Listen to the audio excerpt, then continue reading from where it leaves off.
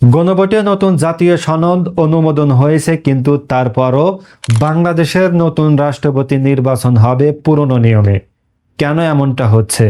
বর্তমান সংবিধান অনুযায়ী বাংলাদেশের রাষ্ট্রপতি জনগণের সরাসরি ভোটে নির্বাচিত হন না। জাতীয় সংসদের সদস্যরাই রাষ্ট্রপতি নির্বাচন করেন।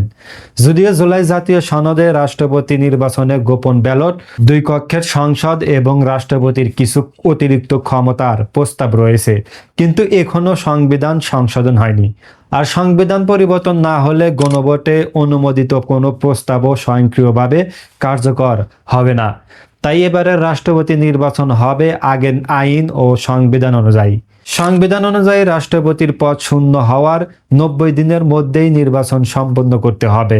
তাই আগামী সেপ্টেম্বরের মধ্যেই নতুন রাষ্ট্রপতি নির্বাচনের সম্ভাবনা রয়েছে। আপনার মতে ভবিষ্যতে বাংলাদেশের রাষ্ট্রপতি কি জনগণের সরাসরি ভোটে নির্বাচিত হওয়া উচিত, নাকি সংসদের মাধ্যমেই নির্বাচন হওয়া উচিত? কমেন্টে জানান আপনার মূল্যবান মতামত আর ভিডিওটি শেয়ার করে দিবেন।